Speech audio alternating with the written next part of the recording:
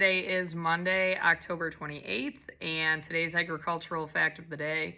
An 81-year-old Montana man was sentenced to 6 months in federal prison for illegally using tissue and testicles from large sheep hunted in Central Asia and the U.S. to create a hybrid sheep for captive trophy hunting in Texas and Minnesota specifically. Again, I do the agricultural fact of the day to kind of start a conversation that otherwise may not be covered in class, and this was a very interesting thing that got brought up because I was talking to a student and how she loved dinosaurs, and I made a comment about how she should be an anthropologist because, obviously you can't raise dinosaurs where most of the kids, they love cows or they love sheep. So, they're going to get them and breed them. Completely unrelated. I was like, hey, I got to tell you this story. And of course, she was in my next class.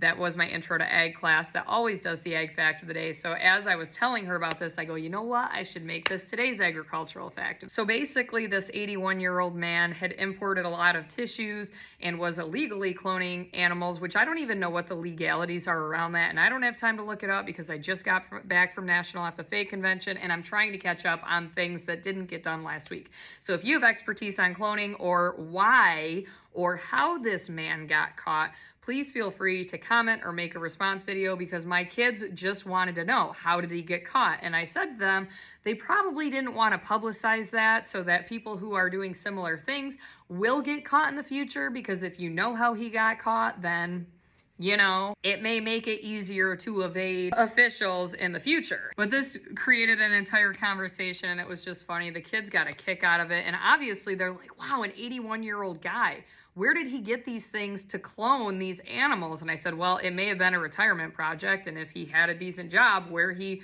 worked in a lab and did these types of scientific experiments, he probably had the funds to create and start his own lab. But I didn't go and look too far in depth with this. They have asked more questions, so I may look into it tomorrow for them.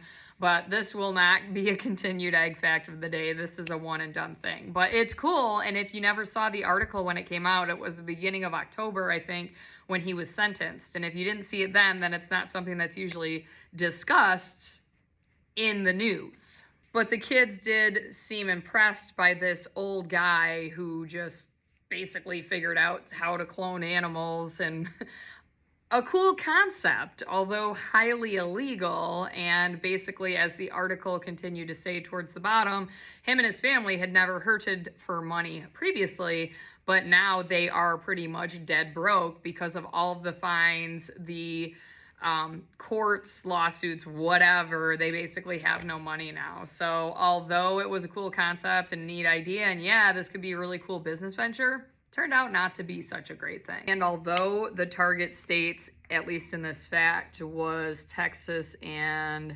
Minnesota, there were also animals sold to many other states. I think Arkansas was one. I don't know. I X'd out of the article, so I don't have a list in front of me.